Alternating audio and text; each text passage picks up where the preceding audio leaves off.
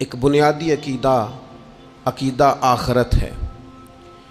جن چیزوں پر انسان ساری زندگی اعمال کرتا ہے وہ چیزیں ہوتی ہیں جو اس کے عقیدے میں شامل ہوتی ہیں۔ عقیدہ جس طرح کا ہوتا ہے اسی طرح کا انسان عمل کرتا ہے، جو اس کی سوچیں ہوتی ہیں، جو افکار ہوتے ہیں، اسی طرح اپنے شب و روز گزارتا ہے۔ جن لوگوں کا عقیدہ آخرت مضبوط ہوتا ہے نا کہ ہم نے اللہ کی بارگاہ میں کھڑے ہونا ہے، ہم نے اس کی بارگاہ میں جا کے اپنے اعمال کا حساب دینا ہے، عقیدہ آخرت مضبوط ہو تو لازمی طور پر اعمال سنور جاتے ہیں۔ انسان جواب دہی کے تصور کے ساتھ اپنے معاملات زندگی کو بار بار صحیح کرنے کی کوشش کرتا ہے۔ عقیدہ آخرت اسلامی عقائد میں بنیادی فکر کا عقیدہ، اساس ہے عقائد کی۔ اگر کسی شخص کا یہ خیال ہو جائے کہ میں بس یہی زندگی ہے، کھا لو پی لو موج کرو، تو ظاہر ہے وہ فنا کا نام جب رکھ لے گا زندگی کو اور وہ دوبارہ اٹھنے کا قائل ہی نہیں ہوگا تو وہ تو کسی قانون کا پابند ہی نہیں رہے گا، وہ تو کسی چیز کی پابندی نہیں کرے گا، کسی چیز سے پرہیز نہیں کرے گا، من چاہی زندگی گزارے گا۔ عقیدہ آخرت، اللہ کی بارگاہ میں کھڑا ہونے کا تصور، یہ انسان کو سوار دیتا ہے۔ یہ ایک ایسا مراقبہ ہے جو تزکیہ نفس کر دیتا ہے، انسان کا باطن سنور جاتا ہے، اخلاقیات میں تبدیلی آتی۔ پھر کوئی کیمرہ بھی نہ لگا ہو نا، کوئی بھی نہ دیکھ رہا ہو تو بندہ پھر بھی نیک ہو جاتا ہے، چونکہ اس کا خیال ہوتا ہے میرا رب مجھے دیکھ رہا ہے، صبح قیامت میں اپنے رب کی بارگاہ میں کھڑا کیا جاؤں گا۔ تو عقیدہ آخرت کی مضبوطی، اس تصور کا مضبوط ہونا امت مسلمہ کے لیے نہایت ہی ضروری ہے۔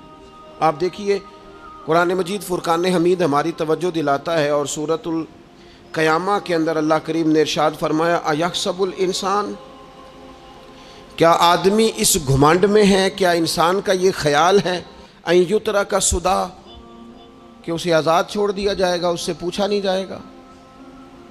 کیا انسان یہ سمجھتا ہے اس سے کوئی سوال ہی؟ ایحسب الانسان، کیا انسان اس گمان میں ہے، اس گھمنڈ میں ہے ان یترک سدی، کہ اسے آزاد چھوڑ دیا جائے گا، کوئی پوچھنے والا نہیں ہوگا؟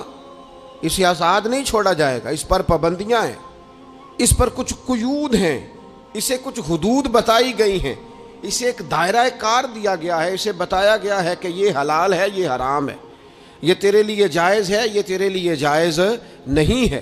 اس چیز کی حد تک تو آگے بڑھ سکتا ہے، یہاں سے اس لائن کو تو کراس نہیں کر سکتا، اس پر پابندیاں ہیں، ان پابندیوں کے بیچ رہ کے وہ زندگی گزارے گا۔ اور یہ بھی یاد رکھے، یہ آیت ایک دوسرا معنی یہ دیتی ہے کہ یہ مت سمجھے کہ صبح قیامت اسے چھوڑ دیا جائے گا، اس سے پوچھا جائے گا، اس سے سوال کیا جائے گا۔ اللہ کی بارگاہ میں جب یہ کھڑا ہوگا تو اسے اپنے اعمال کا حساب دینا ہو۔ لازمی طور پر ایک عدالت صبح قیامت لگے گی، جس عدالت میں مجرم پیش ہوں گے، انہیں اپنے جرموں کا حساب دینا ہے، ظالموں کو کھڑا کیا جائے گا، ان سے ان کے ظلم کے بارے میں باز پرس ہوگا۔ تو لازمی طور پر عقیدہ آخرت کی مضبوطی انسان کو مضبوط کرتی، اس کے اعمال پر پیرے بیٹھ جاتے ہیں، وہ پھونک پھونک کر قدم رکھتا ہے، سوچ کر جملے بولتا ہے، وہ کوئی بھی معاملہ کرتا ہے تو اس میں اس کا خیال ہوتا ہے کہ میں نے دنیا سے چلے جانا ہے، میرے پاس پتہ نہیں کتنا وقت بچا ہے، لہٰذا مجھے آخرت میں پیش ہونا ہے اپنے معاملات کی آسانی کے لیے، وہاں کی آسانی کے لیے میں یہاں تھوڑا سوچ سمجھ کے چلوں۔ رب فرماتا ہے تجھے ایسے ہی آزاد نہیں چھوڑا جائے گا، آزاد پنچھیوں جیسی زندگی نہ گزار، صبح قیامت کے معاملات کو پیش نظر رکھ، اس پر غور کر۔ یہ تصور گھر کے باہر بھی پورا مضبوط ہونا چاہیے اور گھر کے اندر بھی پورا مضبوط ہونا چاہیے۔ انسان اپنے مالک سے ڈرے اور قیامت کے دن اس کی بارگاہ میں حاضری کا یقین رکھے، اور وہ یاد رکھے کہ یہاں جو کچھ، وہ دیکھے نا بچوں کو استاد پڑھاتا ہے، محنت کراتا ہے، اگر بچے نہیں پڑھتے تو ڈانٹتا بھی ہے، سمجھاتا بھی ہے، قائل بھی کرتا ہے، اور جب وہ آخری بات کرتا ہے تو پھر وہ پتہ کیا کہتا ہے؟ چلو ٹھیک ہے، اگر نہ پڑھو گے تو امتحان تو آنا ہی ہے نا، رزلٹ تو آنا ہے، پیپر میں بیٹھو گے نہیں آئے گا، فیل ہو جاؤ گے۔ یہ لاسٹ پر یہ بات ضرور ہوتی ہے، اور یہ امتحان دینے کا تصور اور امتحانی سینٹر میں جانے کا خیال طالب علم کو مجبور کرتا ہے کہ میں اسباق تیار کروں، میں بار بار اس پر غور کروں، میں کتاب کو سمجھوں، میں اس کو حل کروں چیزوں کو، تاکہ جب میں مرکز میں جاؤں پرچہ دینے کے لیے امتحانی سینٹر میں تو پھر مجھے پریشانی کوئی نہ ہو۔ بس سمجھانے کے لیے بات عرض ہے کہ یہاں لوگوں کو بتایا جاتا ہے، قائل کیا جاتا ہے یہ حلال ہے، یہ حرام ہے، یہ تیرے لیے ٹھیک نہیں ہے، یہ تیری حدود ہیں، یہ تیرے قیود ہیں، یہ تیرا دائرہ کار ہے۔ لیکن اگر پھر بھی کوئی بندہ باز نہ آئے، پھر بھی کوئی شخص باز نہ آئے، تو پھر اس کو کہا جائے گا صبح قیامت اللہ خود حساب لے لے گا، پھر تجھے مالک اپنے سامنے کھڑا کرے گا، ثم لتسألن یومئذ عن النعیم، پھر وہ تجھ سے ایک ایک نعمت کے بارے میں سوال کر لے گا، پھر تجھے جواب دینا ہوگا۔ تو اس تصور کو اپنی زندگی میں لاگو کریں کہ ہم نے مرنا ہے، اللہ کی بارگاہ میں جان، اس تصور کو پوری طور پر طاری کریں اپنے ذہنوں میں۔ یہ جو رسمی سی بات ہے نا، پتہ نہیں کب چلے جانا ہے، جو جانے والے ہوتے ہیں ان کی کوئی تیاری بھی ہوتی ہے۔ جن کو پتہ ہوتا ہے نا، وہ رمضان المبارک میں نا کئی دفعہ ایسا ہوتا ہے کہ ٹکٹیں نہیں مل رہی ہوتی اور عمرے کے ویزے لگ چکے ہوتے ہیں، تو ایجنٹ کہہ دیتے ہیں جانے والوں کو کہ تیاری رکھنا، کسی وقت بھی میرا فون آ جائے گا۔ تو لوگوں نے بیگ باندھ لیے ہوتے ہیں، سامان تیار کر لیا ہوتا ہے، سارے انتظامات کر کے رکھے، کیوں کہ پتہ نہیں کس وقت بلاوا آ جائے گا۔ تو روز کہتا ہے پتہ نہیں اللہ کی جانب سے کس وقت بلاوا آ جائے گا۔ پھر اپنی تیاری بھی تو یار کچھ بتانا، میں بھی بتاؤں، آپ بھی بتائیں۔ پھر ہم اپنے آپ سے یہ بھی تو سوال کریں نا کہ جہاں اچانک جانا پڑے اس کے لیے تیاری ہوتی ہے، ہماری تیاری کیا ہے؟ اگر اچانک جانے پڑے اس کی بارگاہ میں کیا تیاری؟ روز دیکھ رہے ہیں نا، کچھ لوگ روڈ پہ چڑھے تھے پہنچ نہیں سکے، ہاسپٹل گئے تھے پہنچ نہیں سکے، کچھ لوگ کسی فیلڈ میں کام کر رہے تھے، ڈگری نہیں مل سکی، جا ہی نہیں سکے، وقت آ گیا۔ تو اگر وہ ٹائم آ جاتا ہے اس کی بارگاہ میں حاضر ہونا پڑ جاتا ہے، تیاری کیا ہے؟ نبی پاک علیہ الصلوۃ والسلام گھر کے اندر اپنے گھر والوں کی تربیت کے لیے اور تعلیم امت کے لیے ایک دعا مانگتے تھے۔ حضرت عائشہ صدیقہ کہتی ہیں حضور دعا مانگتے تھے، مشکات میں موجود ہے۔ کیا دعا تھی؟ اللہم حاسبنی حسابا یسیرا، اے اللہ ذرا حساب آسان کر کے لینا۔ یہ حضور تعلیم امت کے لیے دعا مانگتے، اللہ حساب ذرا آسان کر کے لیجیے، مالک کرم فرمانا۔ تو حضرت عائشہ صدیقہ رضی اللہ تعالیٰ عنہ ارشاد فرماتی ہے، میں نے عرض کیا یا رسول اللہ صلی اللہ تعالیٰ علیہ وسلم یہ آسان حساب کا کیا مطلب ہے؟ تو حضور فرمانے لگے عائشہ آسان حساب کا مطلب یہ ہے کہ رب کریم بندے کے نامہ اعمال پر نظر ڈالے گا اور پھر اللہ تبارک و تعالیٰ اس سے درگزر فرما دے گا۔ یہ آسان حساب ہے، پتہ مالک کو ہے اس نے کیا کیا ہے، پر کریم ہے نا۔ عدل کریں تے تھر تھر کمبن، اچیاں شانہ والے تے جے فضل کریں تے پھر بخشے جاون میرے جے منہ کالے، نظر کرے گا پھر معاف فرما دے گا۔ اور حضور فرماتے عائشہ یاد رکھو جس سے اس نے حساب لیا وہ پھر بڑی مشکل میں آ جائے گا، اس کے لیے مشکل ہو۔ اللہم حاسبنی حسابا یسیرا، اے اللہ تو حساب ذرا آسان کر کے لینا، ذرا آسان کر کے۔ یہ تعلیم امت کے لیے کہ امت کے دل میں خیال پیدا ہو کہ حساب دینا ہے، تو نے حساب دینا ہے، تو نے اپنے مال کا حساب دینا ہے، تو نے اپنے لفظوں کا حساب دینا ہے، تو نے معاملات کا حساب دینا ہے۔ تو جس کرسی پہ بیٹھا ہے، تو کلرک ہے یا صدر ہے، تو نے اپنی اس نشست کا حساب دینا۔ تو استاد ہے یا پیر طریقت ہے، تو مؤذن ہے یا خطیب ہے، تو جو بھی ہے تو نے حساب دینا ہے۔ تجھے تیرے منصب کے بارے میں پوچھا جائے گا، تجھے تیرے عہدے کے بارے میں پوچھا جائے گا، تجھے اپنی ذمہ داریوں کے بارے میں حساب دینا، اللہ کی بارگاہ میں تمہیں جا کے بتانا ہے کہ تم نے کیا اعمال کی۔ اس تصور کو پکا کریں اپنی۔ یہ تصور کتنا کو پکا ہونا چاہیے، دنیا کیا ہے اور آخرت کیا ہے۔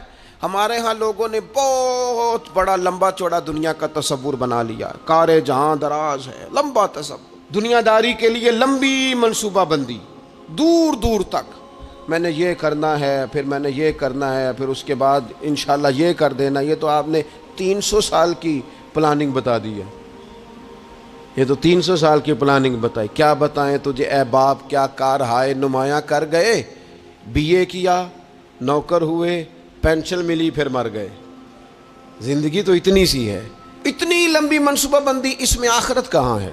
اس میں اگر کسی مقام پر رب کی بارگاہ میں حاضر ہونا ہے تو وہ کہاں ہے؟ جو مرنے والے لوگ ہوتے ہیں ان کا تو جینا کچھ اور طرح کا ہوتا ہے، جن کو جانا ہوتا ہے ان کا رہنا تو کچھ اور طرح کا ہوتا ہے، جن کو کسی جگہ منتقل ہونا ہوتا ہے، جو عارضی مکانوں میں رہتے ہیں ان کا رہن سہن تو ذرا اور طرح کا ہوتا ہے۔ لیکن جو ہمارا انداز ہے، جو ہمارا رہن سہن ہے، جو ہمارا طریقہ کار ہے، وہ تو مستقل رہنے کا ہے، وہ تو لگتا ہے کہ کبھی چھوڑنے والے نہیں ہیں۔ اس میں تو کوئی ایسی چیز نظر نہیں آتی کہ جس میں ہم محسوس کریں کہ ہم نے چھوڑ کے جانا ہے۔ لیکن نبی پاک علیہ السلام نے جس دنیا کو ہم بہت بڑی دنیا سمجھتے ہیں، حضور نے اس کی مثال کیا دی؟ صحیح مسلم کی حدیث ہے، دیکھیں کتنا کھول کر اور کتنا آسان کر کے رسول پاک ہمیں بات سمجھاتے ہیں۔ دنیا کیا ہے، آخرت کیا ہے، یہ والی زندگی کیا ہے، آخرت کی زندگی کیا، بالکل کھول کر واضح کر کے نبی پاک علیہ الصلوۃ والسلام فرمانے لگے دنیا اور آخرت کی مثال اس طرح ہے جس طرح دریا بہہ رہا ہو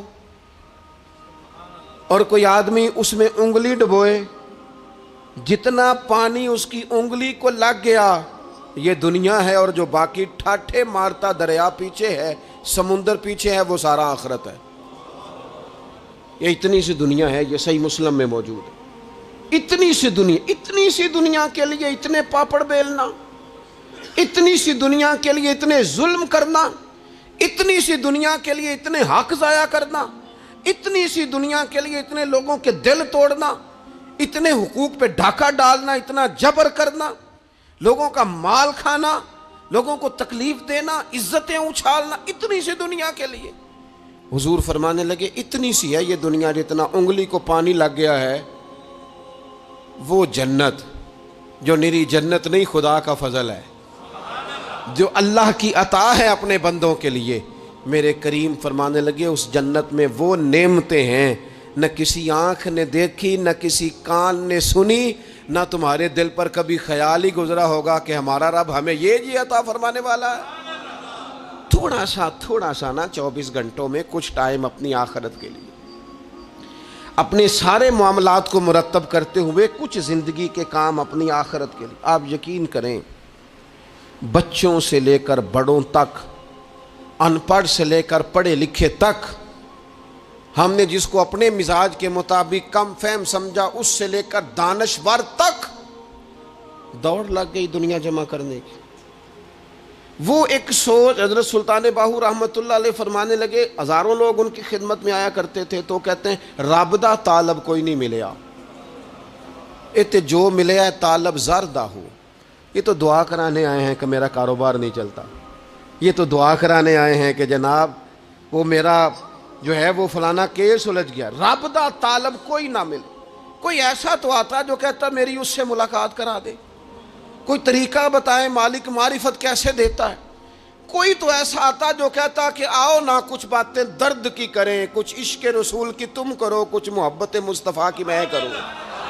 کچھ ایسے آتے جو کہتے آؤ نہ کوئی ذکر چھیڑے صدیق اکبر کا، کوئی بات کریں سیدنا فاروق اعظم کی، کچھ تذکرے ہو جائیں عثمان غنی کے، تھوڑی دیر ہو نہ جائے مولا علی کا تذکرہ۔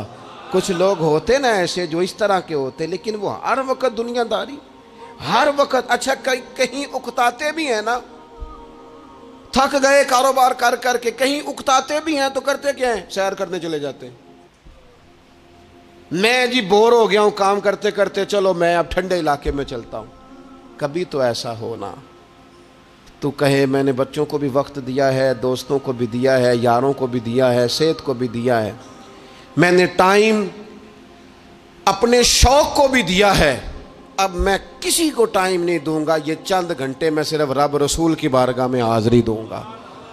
تو ذرا جم کے قرآن پاک پڑھے، تو ذرا ذوق سے درود پاک پڑھے، تو ذرا شوق سے میرے محبوب کی نعت سنے، تو سارا زمانہ بھول جائے اور تو رج رج کے دعا مانگے، اپنے رب کی بارگاہ میں اپنی پریشانیاں عرض کرے، اپنے اندر کی کیفیت بیان کرے۔ دل جو سخت ہو گیا ہے، ذہن جو سخت ہو گیا ہے، جو طبیعت میں وہ نورانیت نہیں آ رہی، اس کی تو بات کرے، تو اپنے رب کی بارگاہ میں معافی کا سوال کرے، تو اس سے قیامت کے دن درگزر کرنے کے لیے عرض کرے، کچھ تو ایسا ٹائم نکلے۔ لیکن دوستو ہم تو بالکل الجھتے ہی جا رہے ہیں. وہ معاملات زندگی ہیں کہ ختم ہی نہیں ہو رہے, شوق ہیں کہ ختم ہی نہیں ہو رہے, باتیں ہیں کہ بڑھتی چلی جا رہی ہیں. دور گزر گیا جب لوگ کہتے تھے کہ کوئی درود پاک بتائیں جس سے سرکار راضی ہو. ایک کی مسئلہ ہے کام نہیں چلتا. ایک صاحب آئے, کام نہیں چلتا. میں نے کہا سورہ واقعہ پڑھا کریں. کہتے ہیں حضرت میں بڑی دیر سے پڑھ رہا ہوں. میں نے کہا چلیں کوئی صدقات دے کے دیکھ لیں. کہنے لگے بڑی دیر سے دے رہا ہوں. میں نے انہیں ایک اور وظیفہ بتایا. کہنے لگے یہ بھی مجھے کسی نے بتایا تھا, بڑی دیر سے کر رہا ہوں.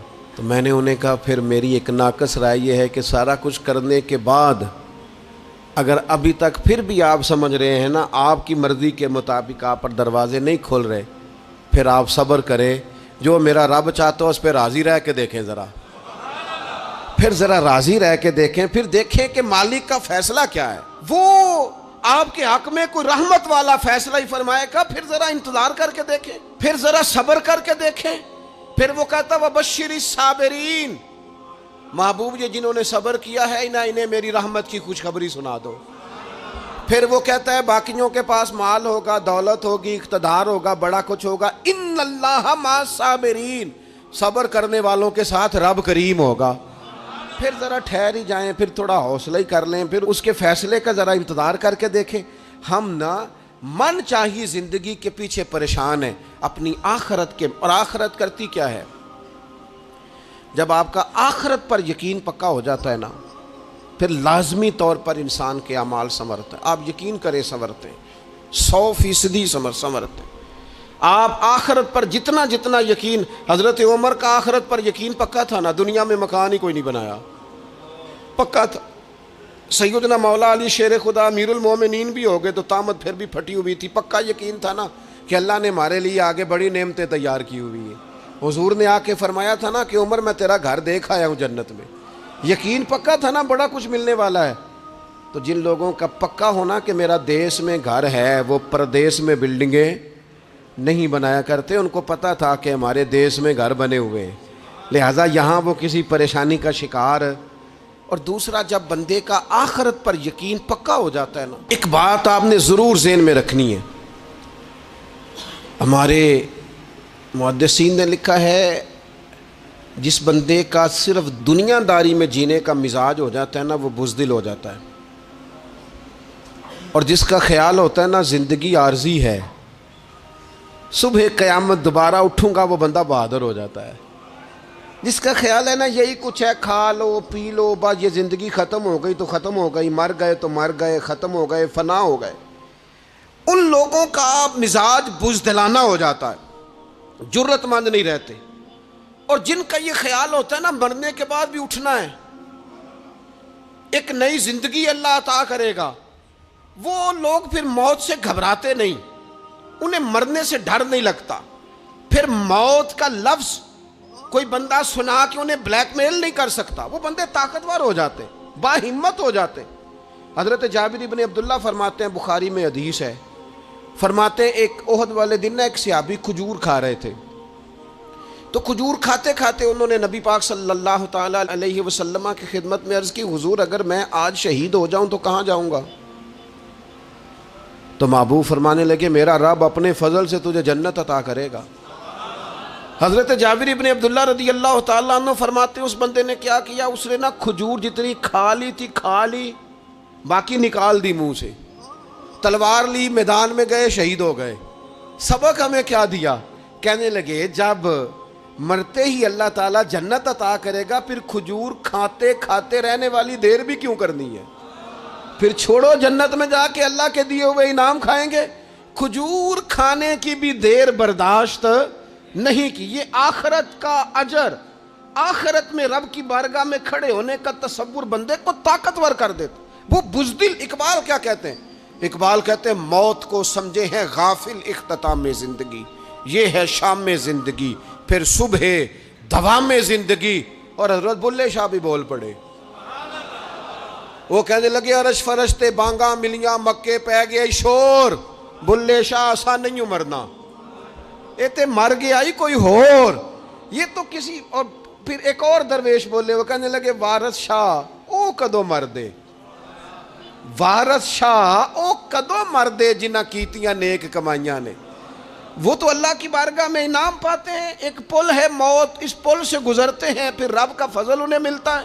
میں کئی دفعہ کہہ چکا ہوں, پھر کہتا ہوں, یہ جب بہت ٹینشن بن گئی نا, ڈپریشن بہت بڑھ گیا, کووڈ-19 کے دن تھے, کرونا کے, تو مجھے ایک سرکاری ادارے میں بلایا گیا جہاں اس عملے کو میں نے گفتگو کرنی تھی, اس عملے سے جو مریضوں کو دیکھ رہا تھا. کہنے لگے, مجھے وہاں کے جو ہیڈ تھے کہنے لگے, پیر صاحب بڑا ڈپریشن بڑا ہے, لوگ ڈر رہے ہیں. وقتی طور پہ خوف بھی بڑا تھا. تو میں نے ایک صاحب سے وہاں کہا کہ اتنا خوف کس بات کا؟ کہنے لگے, جی مجھے تو زیادہ ہجوم آ جائے تو میرا سانس نہیں نکلتا, تو قبر میں تو کھڑکی کوئی نہیں, تو تصور سوچ سوچ کے میں ڈرتا ہوں. تو میں نے کہا, ڈاکٹر صاحب ماں کے پیٹ میں جو رب آکسیجن دیتا ہے وہ قبر میں بھی دے گا. تو انہوں نے آپ کی طرح سبحان اللہ نہیں کی, کیونکہ وہ ڈاکٹر صاحب تھے نا.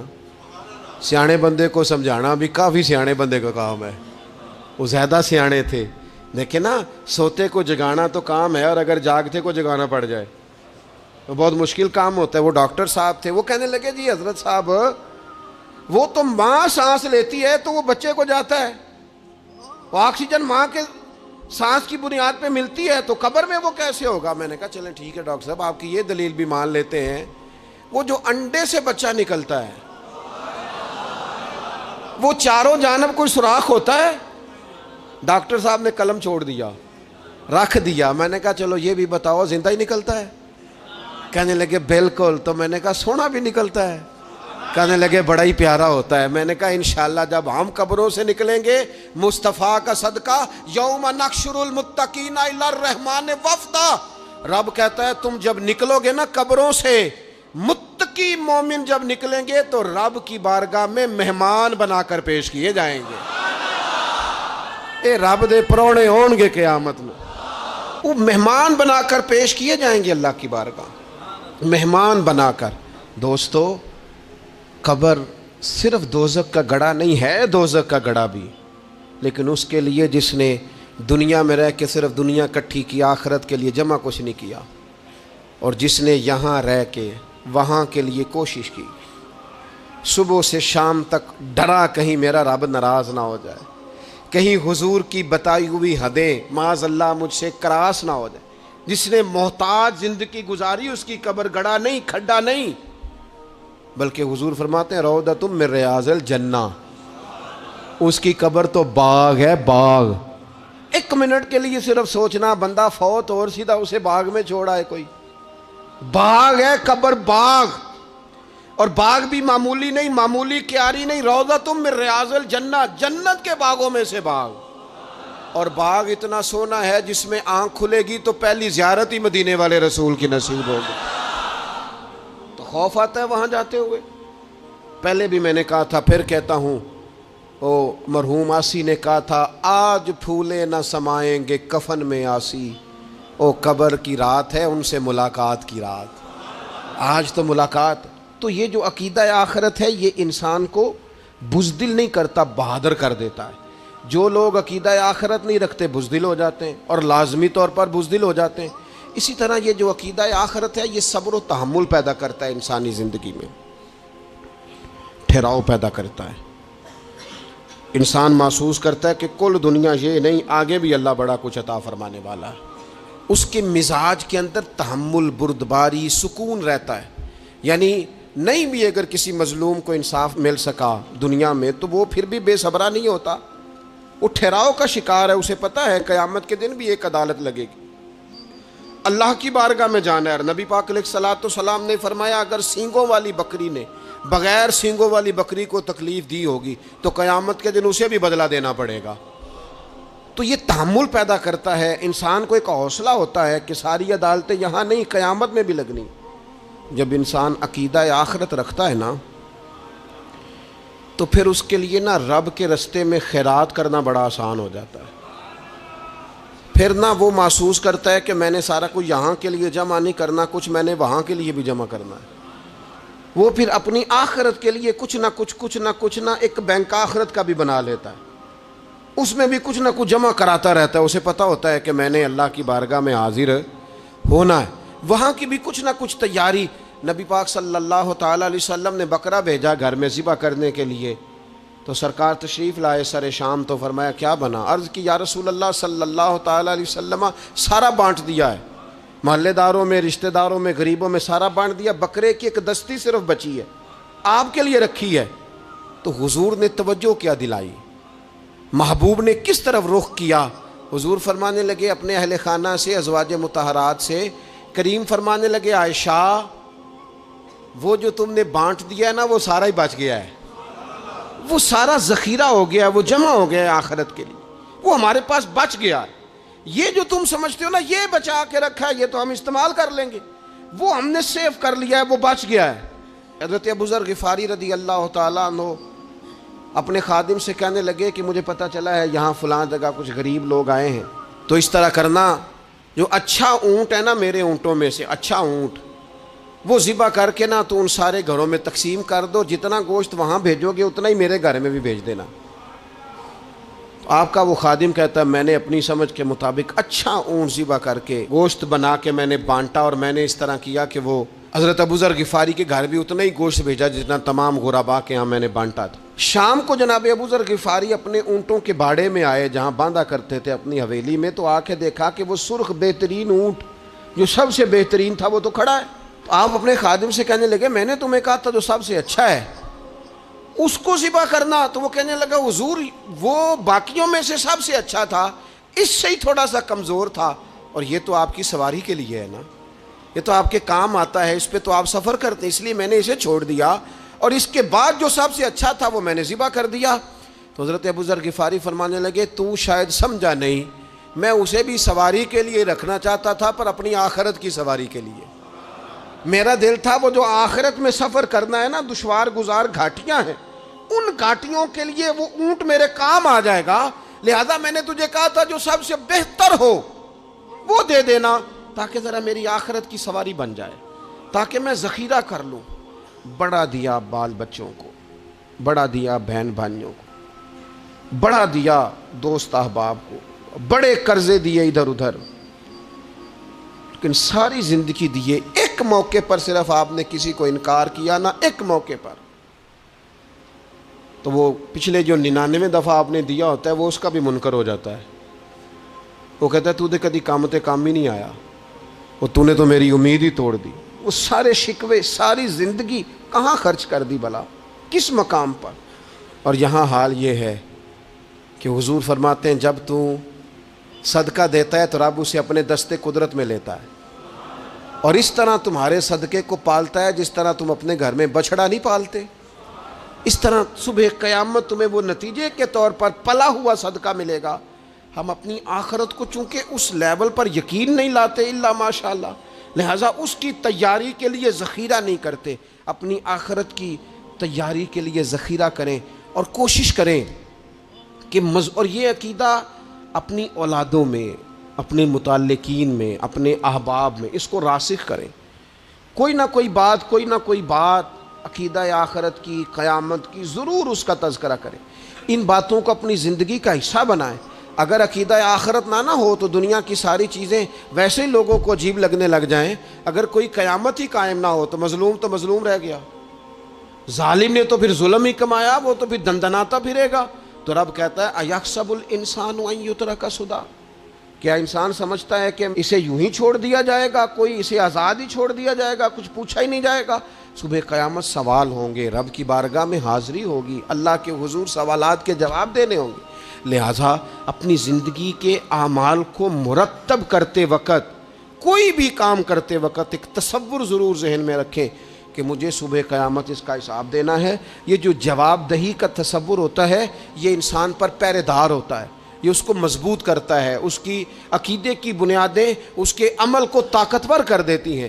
لہٰذا عقیدہ آخرت اپنے بچوں میں، آنے والی نسلوں میں، آپ دیکھیں حضور نے یہ عقیدہ آخرت مضبوط کر دیا تھا نا، تو پھر سیدہ فاطمہ الزہرا نے کچے مکان میں ساری زندگی گزار دی، پھر محبوب پاک نے دیکھا کہ وہ اونٹ کے بالوں کی بنی ہوئی چادر اوڑھ کے چکی پیس رہی ہیں، تو محبوب نے یہ نہیں فرمایا کہ اللہ آسانی کر دے گا، اچھا وقت آ جائے گا تو فکر نہ کرنا، یہ مشکل نہ۔ محبوب کریم نے فرمایا فاطمہ دنیا میں تھوڑی مشقت برداشت کرو، اللہ آخرت کی ساری سعادتیں آپ کو ہی عطا فرمائے گا۔ گویا کریم نے فرمایا آپ کو یوں ہی زندگی گزارنی ہے، یہی طرز رکھنی ہے، اسی طرح ہی آپ کو وقت گزارنا ہے۔ جو آرام کا وقت ہے وہ اللہ تعالیٰ جنت میں عطا کرے گا۔